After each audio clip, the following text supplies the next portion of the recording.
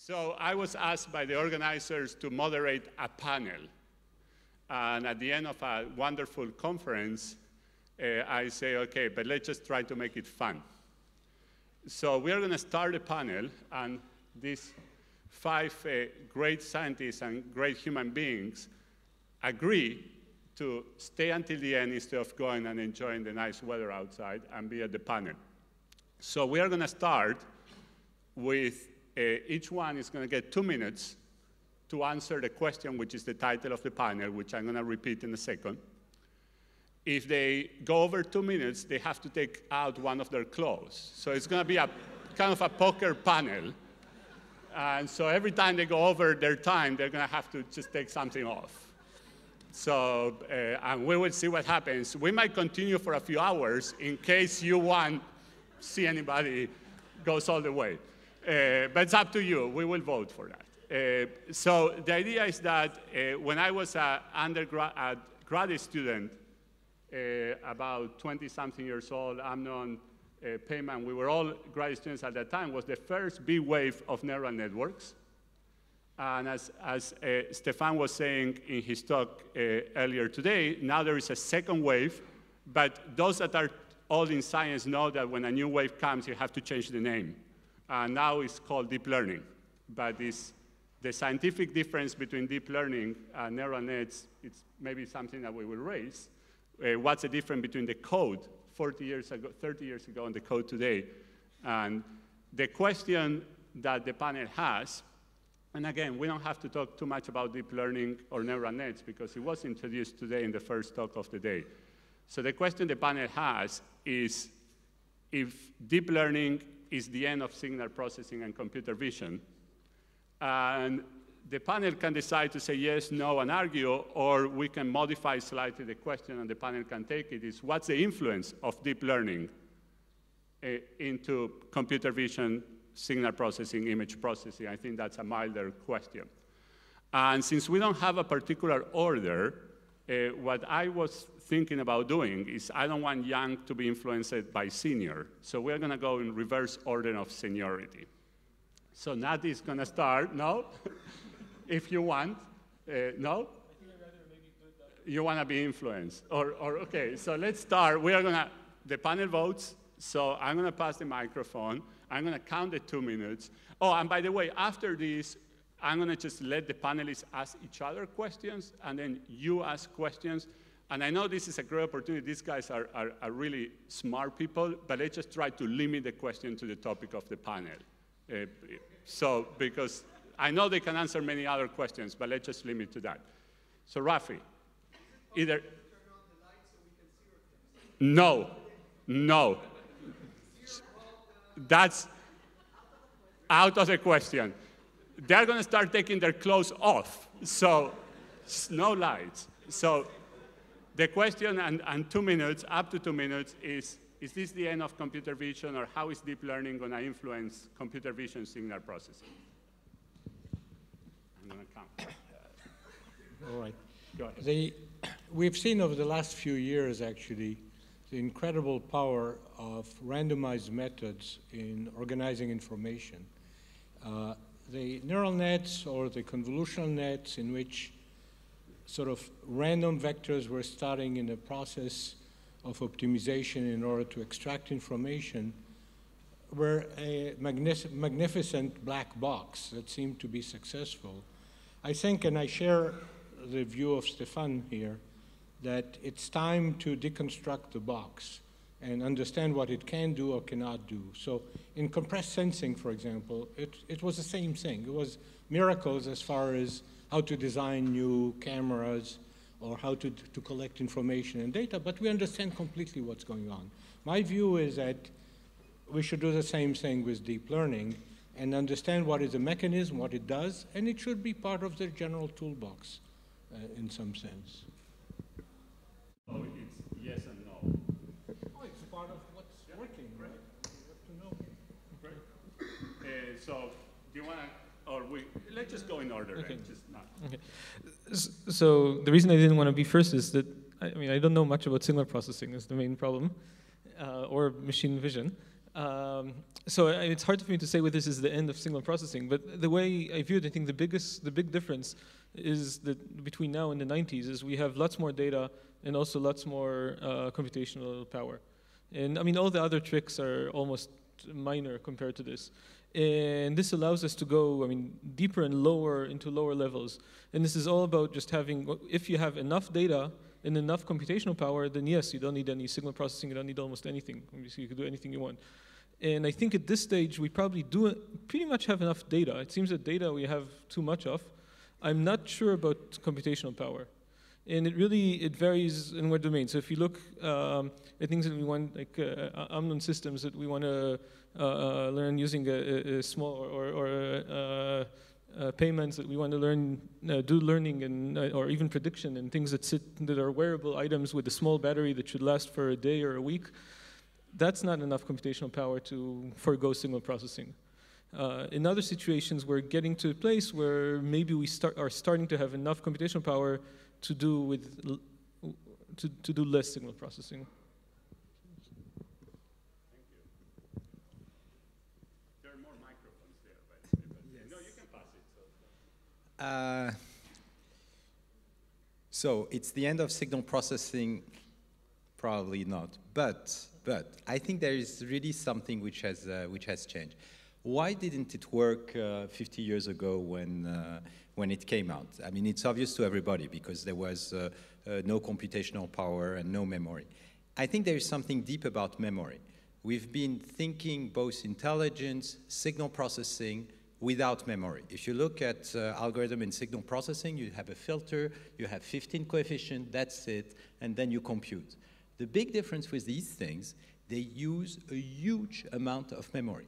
Billions of variables. So you can view that as how do you do signal processing with huge amount of memory? Can you do intelligent think without memory? That was the hope that people had when they were using, for example, these expert systems. Everything was about logic and no memory. And signal processing is a little bit like that, a lot of logic and not so much memory. And here the topics comes in. What if you can put a huge amount of memory in your system? What can you do which is a little bit new? And what I find interesting in these things is that they're able to do that. Billions of variables are stored, and then suddenly you have something different. So what I think is that, yes, there is a true new idea behind deep network. And out of that, it's wonderful because there is research to be done. So, but I don't think it's a fade. Otherwise, the results that we would see wouldn't work so well. And my impression is that there is something deep conceptually. You were close to the poker, but thank you. You want to be the first to do. All right, I'm going to sit quietly for 2 minutes. Yeah, okay. Well, I'm certainly no expert on the subject. And at this point, I would say, as a signal image processor, I have more questions than answers. And I think Stephane's talk earlier was very educational for me. One thing that I have been interested in for a very long time are performance bounds for the kinds of problems that I've been working on. And so this is something I would very much like to understand about these deep networks. Not just what kinds of problems they can solve, but how well they can solve them. How much data is enough to reach a particular limit or a particular level of performance. At this point, at least as far as I'm concerned, deep learning is not synonymous with deep insight. And that's often what I'm looking for. I want to make a distinction between sort of the practice of signal processing, which may be just developing an algorithm and applying it to some data, and sort of the science behind it. And at this point, I think deep learning algorithms give the algorithms that we've developed the run for their money, but they don't necessarily yet give us insight as to what is going on. And I think that's very, very important going forward. So that's sort of my less than 2 minute summary. That's good. That is good. Our job as researchers. Absolutely. Otherwise we'd be unemployed. Absolutely, I agree with you. Yeah. It is good. Counterexample to all methods of deep learning which is places where it fails miserably because there's no understanding and just automatic methods with no insight won't work. So I've tried to do that. And, I gave the simple example, sine kx, that everybody I gave it to, it failed on. Okay, but then we will understand the nuts and bolts of what's going on. So. Okay, I don't trust Guillermo, so I have my own stopwatch here. Okay. I adjust but verify. Yeah. Now, the title of the panel is provocative, and I think there's a grain of truth to it. Because convolutional net is really shocking, because what's happening there is a feeling of going back to the Stone Age, the 80s, before machine learning was discovered. We resurrect a technique with minor tweaks. What is there? Dropout, rectified linear units instead of sigmoids, some, I wouldn't even say smart random initialization, and it works, and it really works. It beats all the techniques using all the advanced machine learning that has been done in the last 2 decades. So it's really shocking. You cannot simply brush it under the rug. It is really shocking. But if you look what it is used for at the moment for something quite limited. It is used for getting an image representation. You feed in an image. You take the layer before the output layer. That layer is a representation of your image. And it turns out that it's quite a good representation. First of all, it translates. It kind of transfers from data set to data set. You can learn it from one data set and apply it to a different data set, and it works quite well. But there's really nothing fundamental to it. What it enables someone without domain expertise knowledge in the area that he's working in, acquire a good image representation for an application. For example, you want to do face recognition, you can do it relatively quickly. But if you look at the professional face recognition software, they achieve also very, very good representations, but they use domain expertise. So there isn't a fundamental change. It simply allows to speed up using non-experts to speed up what has been already done currently. Okay, I'm past the 2 minutes. I have more to say, but we can continue. So one thing I wanted to add before moving on is there are some set of problems where somehow paradoxically having more examples doesn't necessarily help a whole lot. And for this, let me refer back to the talk that Michal gave about denoising, as a canonical example. There, you can refer to a database outside the image that you have and collect patches. And it turns out, actually, if you refer to the patches that are inside the image, you get much better results. So it is not necessarily the case that having more and more data is going to give you better and better results in every algorithm. And this, to me, is a puzzling aspect of this issue. You wanted to say something, Miki? Well, you should know that there is a paper from 2 years ago suggesting neural net, deep neural net, for denoising, basically doing better than any other algorithm, just learning on many, many images and just killing them all. By how much? That we have been developing. So how does it work with what you said? But by how much?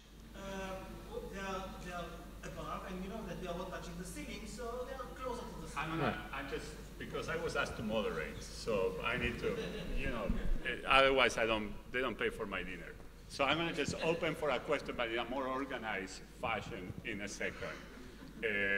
But I wanted to make a couple of comments and also open for you to each other, ask questions to each other according to what you say. One thing is, you mentioned data. You mentioned data, and we have to be a bit careful, and data is not abundant. Data is abundant in face recognition, and in everything that you can have Amazon Turk crowdsourced to label. For those that are not aware, NIH paid $40 million to collect 1,200 brains. $40 million for 1,200, which deep learning will do nothing with that number. And that cost NIH $40 million to do good data collection. So that's one point I want to mention. What happens if people believe that these techniques of deep learning will work when we don't have enough data, and maybe they will have smart interpolation. So that's one question that I want to ask to whoever pick, and then I want to basically open to you to ask questions to each other, and when we finish that, I'm going to open the panel. But we humans don't need 20 million examples what was deep face used, 20 million examples.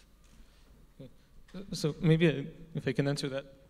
So I think there are definitely many domains still that we have less data than we would like, and it's also probably true that our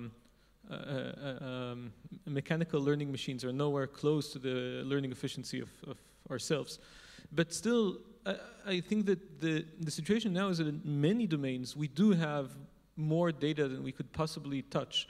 And this is fundamentally different in the situation, definitely in the 80s when people started working on, or the last maybe wave of neural networks, but even 10, 15 years ago, that it's not only face recognition. I'm sure that Amnon has hours and hours of video footage, and Peyman also, and we have voice, massive amounts of voice recordings and text. We have, each of us can get as much text as we would like. And so I think that there may be some situations which were data limited, but the more new thing is that in many cases we are data rich, which is a new situation. The other thing I want to maybe answer. By the way, the 2 minutes rule continues, so we don't. That means so we kind of try to keep them. But if you allow me, I want to answer maybe something that was raised here by several people, which is maybe understanding what deep learning or learning in general, what we can expect from it and what we can't. So I think that as I view it, the whole point of learning is to not gain any understanding, to do something without gaining understanding, and to build a black box and sort of, instead of going through two steps, which is first understand things and then use that understanding to build a system to do something, the idea of learning is, okay, let's just search over systems to do something and find a system that works well. And this is essentially also what's going on in deep learning, and it's working, in many cases. And I think we shouldn't expect it to do more than it's meant to do. And also, and this maybe goes back to a bit I saw in the talk earlier. I don't view the fact that deep learning is just doing, well, the same thing that we did before, that we knew before. It's getting similar filters to what we had before. It's getting similar performance to what it did before, because as I view it, learning and deep learning in particular is just about being lazy. And we just don't want to actually hand develop all these things, spend all these years studying signal processing and studying all these things. I think it's important to study them for understanding. But the idea of learning is, okay, we can, without being experts, the fact that without being experts, just by processing all these massive amounts of data, we can actually get to similar performance. That by itself, I think, is pretty impressive. I think even without actually getting significant advantage above that. So just one, Stephane wants to, I think, answer, then Rafi. And I think you guys agree with kind of the 2 minutes, so because I don't want to impose it, but I think it's a good, Stephane and then Rafi and Amnon, and then we're going to open. Yeah, I believe that there is a chance that this kind of technique will really shake up signal processing. Let's face it, signal processing, and part of the community, is somewhat a conservative community. And I think there is something, again, deeply new. And if we think about it, again, I think the topic is what's happening with huge amounts of data, huge amount of memory. Are we going to do signal processing as usual with 3 parameters and a simple algorithm? Or is there an opportunity to develop algorithms with huge amount of memory? And if there is opportunity to develop algorithm with huge amount of memory, how to do that? Well, it's the first and only example of algorithm which does that. Maybe it will be the beginning of a very large family of possible algorithms which will deal with huge amount of memory and huge amount of variable. But this is, I believe, a new topic in signal processing, and that can potentially change signal processing indeed. Now, for computer vision, it's true that there is a question, will computer vision just become a learning domain? And let's forget about models. There is a debate on that, maybe. Thank you.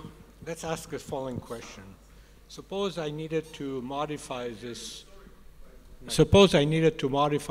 hall to have different acoustic characteristics, right? Could I do it by deep learning? And at this point, I don't see us even close to it, right? I think you're dreaming. Tell me. No, so I mean, I can't tell you how to do it, but I mean, I think so modify this hall to having different acoustic characteristics is a purely physical problem, right? Nevertheless, we saw how for other purely physical or optical problems, like for example, depth from stereo, okay? Then there are learning-based models that are completely unaware of geometry of optics, and just from examples learn how to do this mapping. In a similar way, I mean, I'm not aware of anybody that did this, but I completely don't think it's far-fetched to have a system that simulates acoustic models, and from that learns the inverse transform. I mean, again, I don't know that, I'm not saying you right now could do that, but it does not seem to me an application beyond learning. I would say it's beyond the ability to store the data. The acoustic complexity here in this room is such that there may be 5 people in the world who can actually simulate the acoustic behavior here.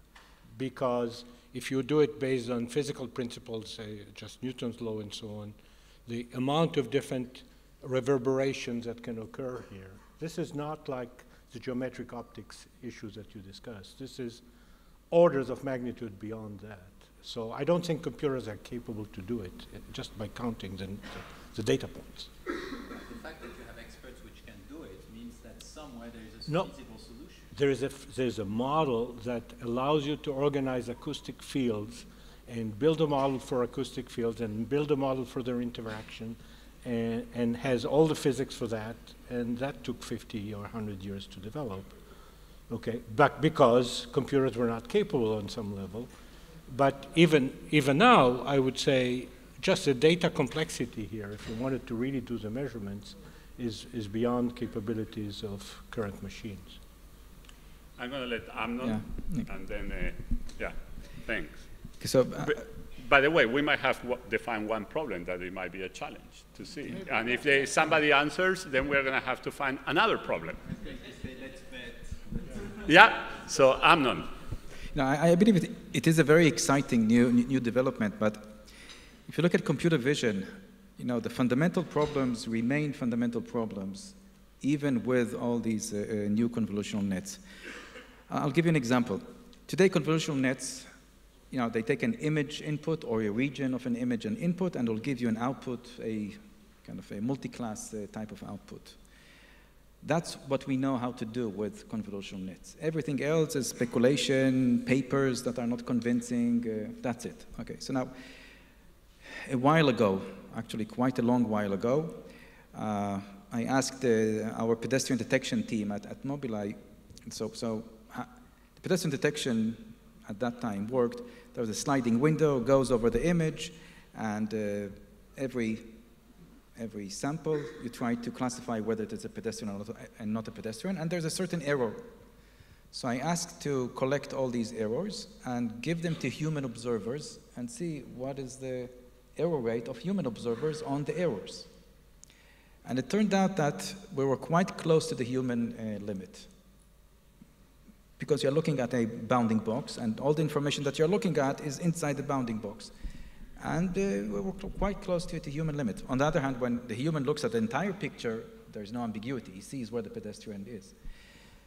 So this is a much bigger challenge than what convolutional nets can do today, because we're talking now about looking at context. It's not just, give me a piece of an image and tell me what it is. So my claim is that convolutional nets, first, it's an exciting field. I myself, I'm looking at it in terms of research. Both companies are working very, very strongly for a long time now on convolutional nets. There's a lot of promise into it. But the fundamental problems of computer vision have not changed with convolutional nets. They still remain. So I have a question that I'd like to pose to my colleagues here and perhaps to the audience. This is a point of confusion for me. where does one transition from shallow learning to deep learning? And what defines that? And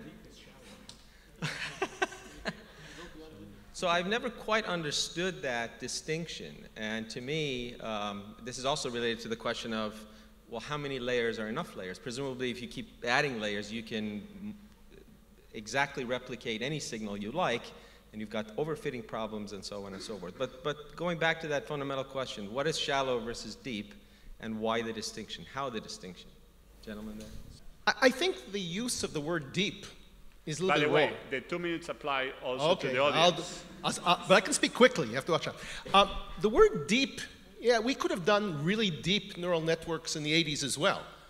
And by the way, I disagree that the main difference is that we have tremendous amounts of data. The difference is, and that's what makes it deep now, is we're no longer using supervised algorithms. We're doing the unsupervised. Because when we had lots and lots and lots of, let me finish it. I've heard the other argument. When you had, even if in the 80s you had tons of data, as long as you had someone in the loop marking your data, so you could do learning by example, then you'd be blocked and you wouldn't be able to use all that data. The main difference now with this deep part is the bottom layers are being trained unsupervised, and then you tweak it at the very, very end. And that's what makes the big difference. No. Okay, So I'll give you a... There is generic no, I'm going to, Amnon is going to answer that. So the resurrection of convolutional net started 2006. In 2006, they said exactly what you said. All these sparse autoencoders, smart ways of initializing with unsupervised data. And then in 2011, 2012, all of a sudden they don't do it anymore. They simply do a random initialization. It's smart random initialization, and everything's supervised, and that's it. Nobody does all this sparse autoencoders, that's it. Simply, it is the same network of the 80s, exactly the same network. The difference are dropout during training. Instead of sigmoids, they do rectified linear units, and the random initialization is not completely random. It's random per, the fan in, fan out. That's it. It's the same 80s. The only difference is more data and vast computer power. More marked data, so you could do supervised? Marked data, supervised. The unsupervised is bullshit. There's no unsupervised data. It's all supervised. I think after that expression, we might penalize him with one close off, or just the badge doesn't and shoes. And I think. About deep, I mean, almost all fast algorithms are deep. Fast Fourier transform, it's a succession, it's deep. If you take fast wavelet transform, it's a succession of simple operation, it's deep. So the idea of factorizing a huge operator into elementary operator and putting it one after the other, there's nothing new. All fast algorithms operate that way. Is it redundant to call it deep at all? Yeah, I mean, there's nothing deep about deep. It's just the fact that it's a factorized operator. And then to learn is easier to learn each of the factor than to learn the huge operator. So, I mean, we are used to do that in fast algorithms. I'm going to, I'm going to let Michal, although she's going to break the rule that I'm about to say, but I like Michal so much, I'm going to let her. After Michal, those that didn't have a chance to ask any question during these great 2 days, I want to please give you the chance first to ask the panel. If that doesn't happen, then we're going to go to the repeated offenders. But after Michal, I want people just to give them a chance to speak up before people like me jump before of you, okay? So Michal, you're the only one allowed so far. Okay, thanks. We'll close it between us afterwards. Yeah. So I'm really unenamored by the deep neural nets, and I don't have anything to point out except for the fact that I totally don't understand it. It's like putting 2 eyes of a frog, 3 tails of a salamander, and 2 legs of a lizard. Pull it all together with some salt, pepper, and boof, wow, we have a wonderful learning machine. I think we're teaching it to death. We don't understand it, and therefore, I think what it can only do is talk about the things that we've already taught it, maybe some fluctuations. It has no ability to generalize. It has no ability to do any predictions, which is what I would expect an intelligent system to be.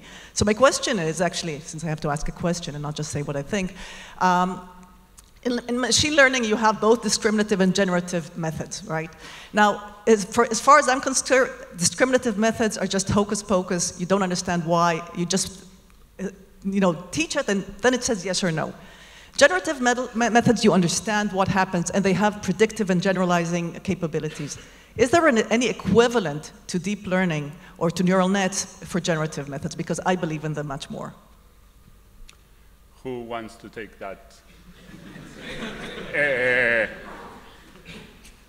Any volunteer? Who wants to?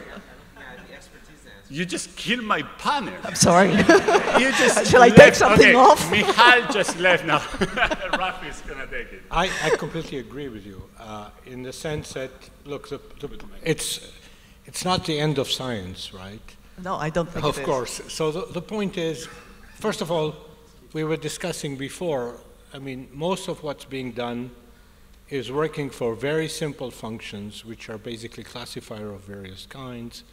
And most of the functions we find in the universe are not classifiers. They're functions we need to predict, model. We want to be able to basically understand how things relate to each other. And we want to be able to do things in an unsupervised way. In other words, let nature tell us what it is, as opposed to we telling nature what we think it should identify. And it's clear that's not going to go away, and it's not going to come for free. Deep networks seem to be able to build sort of a collective memory with some retrieval mechanism so that we can actually, when we see something, we can actually match it and retrieve in an efficient way. And we can organize a memory in an efficient way by building the fingerprints, if you wish, of the various objects that we have. So just having all fingerprints of everybody, that's what it is. I mean, unless you tell me that something deeper is going on. As far as I know, it's really a good way of building a collective memory. I just want to go back to, in case somebody else wants to answer, I think Michal was asking, just because I think there's things to also answer to Rafi, but I want to go back to if we expect to have generative neural networks. Generative? No. Deep generative methods. Deep generative methods. The analogous of generative methods through deep learning or something like that. That was her question. Yeah. I mean, it's okay. For example, in the it's a simple case, but if you take the examples of the digits, when you cascade these things, you almost linearize the class, so then you have a generative model with a linear space, and that gives a generative model. Then you can try to invert. So one of the way to view some of these networks is a way to flatten up your very complicated class, and then you have a flat thing, and you can build a generative model. So yeah, I mean that was, for example, the way we did classification with that kind of thing. Now, concerning memory, the fact that to answer to my dear colleague. I don't think it's just a storage of memory. When you do it, do you think that a wavelet transform is just memory? The point about memory, you have, okay, there are two kinds of memories. There is storage in a stupid sense, and there's a kind of memory we have in our head. Yeah. Our memory in our head is half of our thinking, right? That's the kind of memory I meant. So it's an active memory which is could be part of a thinking process. Okay, you organize things correctly. That's different. So I just want to go to my previous proposition to see if there is anybody that never asked and that didn't give a talk. So basically, didn't have an opportunity yet. And yeah, Mickey, if you could help, because I think we have a very prestigious panel, and I want to use that opportunity. So, and you can either pick a person or just ask the audience, the panel, and they will decide. Go ahead. Okay. My question is to everybody. I have feeling that neural network is the most powerful universal approximator. It's like empirical observation, not much theory as I know. And the deeper the network, the more power of approximator, I mean how well you approximate arbitrary from some reasonable class, nonlinear function of many variables. And if you have such powerful approximator, then of course you may use help of it solving inverse problems, solving estimation problem, and so on. What is your knowledge about current state of the art in this area? I just want to make a comment and then give it, and I'm going to just translate. Do we have in the neural networks deep learning community strong approximation theory people trying to understand that? Because if we look at that as an approximator, we should have. So so that aspect of neural networks we actually understand, and maybe that goes a bit to answering Michal. I mean, we know very well that with a deep network, not even so deep network, and not too big, we can actually capture pretty much anything we'd want to capture. And anything you can do, I mean, with a short runtime program, which is pretty much anything you want to do, you can capture with a not so deep neural network. And there are also so the approximation aspect we actually do understand. And this is why also, I mean, I think that the fact that neural networks work, I mean, that aspect is not so surprising. We know we can actually capture anything with neural network, but we have absolutely no understanding, and maybe that goes on to my view of at least what's the difference in when is shallow and when is deep. One linear layer is shallow, and more than one is deep. Because for one linear layer, we know how to actually optimize it, how to actually fit it. And once we have more than one, once we have two, we have no idea how to do it. I mean, we have a lot of empirical art how to do it. We have lots of good methods that work. But we have almost no, not only no theory, but almost no understanding, almost no, of, I mean, why is what we're doing actually succeeding in actually fitting these deep networks, deep being strictly greater than one. I can put a word. I disagree with everybody always. So I disagree. And I think it's a beautiful question. I think we don't understand anything about the functional class it can approximate. And that's one of the big difficulties. We know perfectly that there are functions that are impossible to approximate in high dimension. It looks like these networks can approximate a certain class of function, obviously not too big because it's limited number of parameters. We have mathematically no idea of what is the class of functions, what are the functional spaces which are behind. It's now a relatively well-posed questions on which there is, as far as I know, no answer. So there is an answer. Mathematically, I guarantee. So you understand that this team is going for dinner to keep it, but Amnon wanted to address that. I think the magic of convolutional nets on neural networks is not the question of their expressive powers. There are universal approximators, modulo maybe here and there. The magic is the training. A neural network has a VC dimension proportional to the number of edges. So we're talking about practically VC dimension approaching infinity. So you expect a huge overfit. You expect the network not to be able to be trained. And what happens is the opposite. If the network is oversubscribed, has more units than what you need, almost every local minima is a global minima and you get good results. But nobody understands all of this. This is the magic of the neural network. How come you are able to train it? So all these tricks like the dropout is a way to regularize the network in a kind of non-standard way.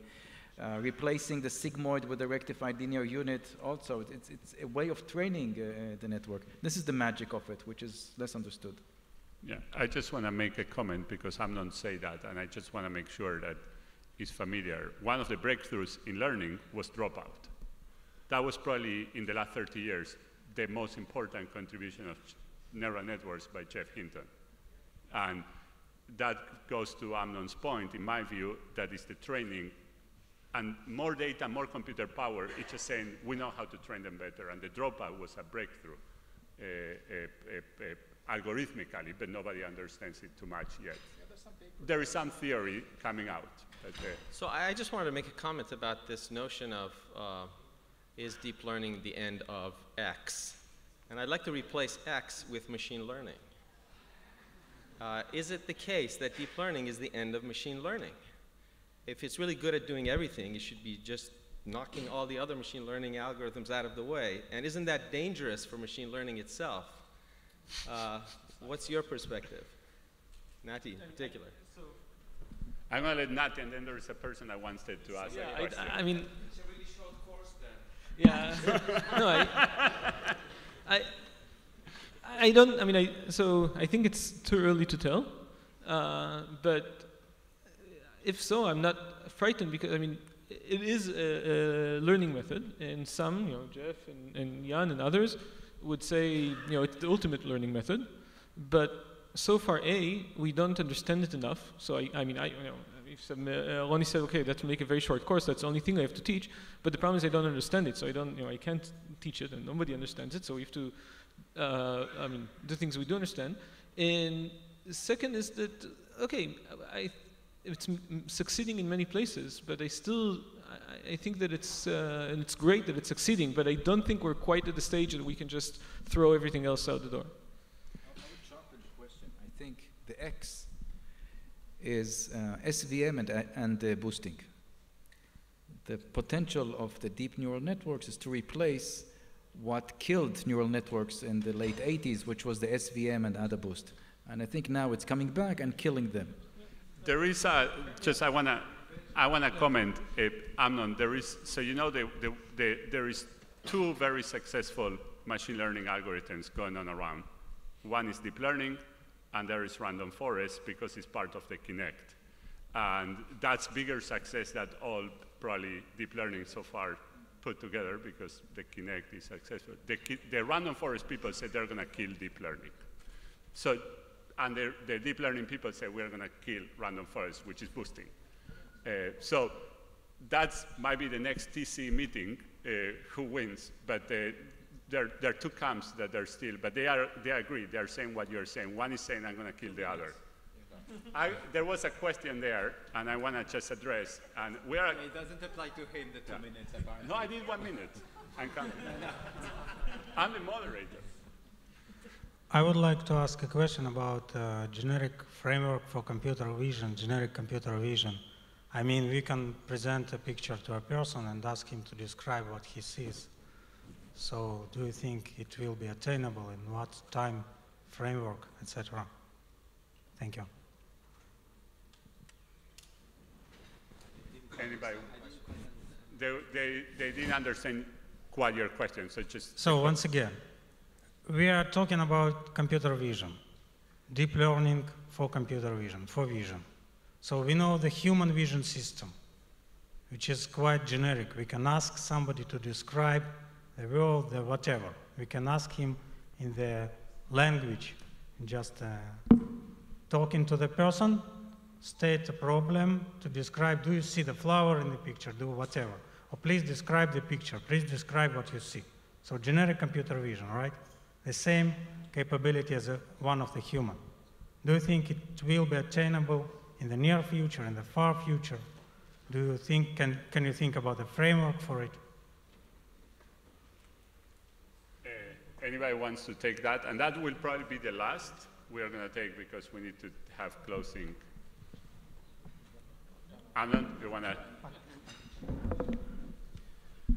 So what I believe you're referring to as generic computer vision is I give you an image and you are the machine, you tell me what's in the image. I see people, I see chairs, I see a speaker, and so forth and so forth. We're still not there yet. We're far away from that, and the convolutional net could be a tool in the toolbox to answer this kind of question, but the convolutional net that exists today don't know how to do this. What they know how to take is to take the picture and give you a label out of a class of many, many labels. So it could be the label would be an auditorium. That is within the realm of possibilities of a convolutional net, but not to tell you there's a person, there's a chair, there's a speaker, and so forth. That's not there yet. People are working on it, but there's a big leap. Bah, nobody knows. So I'm going to just let every panelist just maybe say a final remark, and then you're next, because I'm not just saying one. And so we're just like saying a closing remark? A closing remark from your end for 20 seconds. Okay. So the kind of problem I'm interested in solving and the sort of problem I'd like to understand the performance bounds for, are the kinds of things where you actually have relatively small number of examples. And this sort of fascinates me, and I'll give you an example of this. Nowadays, you can search by image in Google. If you go to your website, you can pick an image from a directory and just drop it, and it'll show you something. It does a decent job, but it's certainly not perfect. And what I'd like to be able to do is to detect an object from a single example. If I show you a picture of an object you've never seen, a completely strange-looking object, just once, and a week later I show it to you again, you will instantly recognize it. You will still not know what it is, but you'll recognize it. And that's with a single example, exemplar-based. Can deep networks address a problem of that sort, where you just have one example? I would be fascinated to know the answer. And we will leave that as a question in my direction. On closing remarks. I had something in mind. Yeah, you can go back. That's okay. So I think my overview, both in terms of is deep learning is the end of learning, is the end of signal processing. Okay, it's fine as a provocative title for a panel, but I think in general deep learning is very powerful and it's proving itself. There's still lots to understand about it, and like anything that we discover is great. I mean, I don't think it's the end of anything. It can be transformative, it can be very useful, it can open up new ideas for maybe other methods with lots of memory, but I think it's probably not the end of anything. By the way, I agree with all of you at this point. It's clear that it's not the end of signal processing in any sense. What we need to be able to do is exactly when we see something, be able to discriminate it from others, and it's one exemplar, know if the thing looks like the others that it should look like, and if it doesn't, in what way it looks different. And it's sort of a one exemplar learning. I mean, most of the time, a thing we need to do is identify a needle in a haystack, right? And at this point, we're just dealing with a haystack. So we need to do both. Previous to last? Yeah, you know, there is a legend, which is that mathematicians are in advance over engineers. I think it's most of the time completely the contrary. And I believe it's a beautiful example. For me, these deep neural nets, we don't understand them at all. It's a beautiful opportunity for mathematics.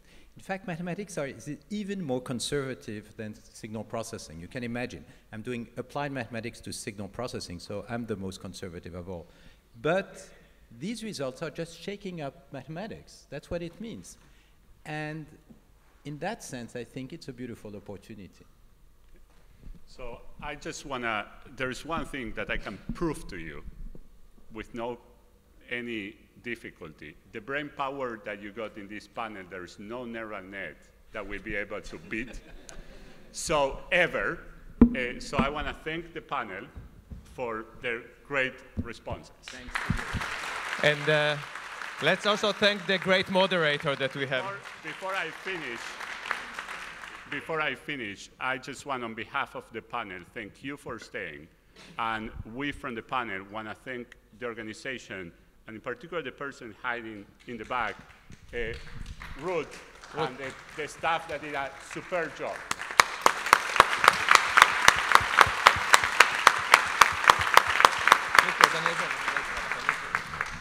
Okay, so neural networks would always be the second best solution. This is what we learned in the undergraduate studies. And I thank Guillermo Sapiro for being a wonderful moderator, Ruth and the team, Miki, and Israel, and Yoav. Where is Yoav? He's not here. Okay, so thank you for staying and visiting us. Thank you.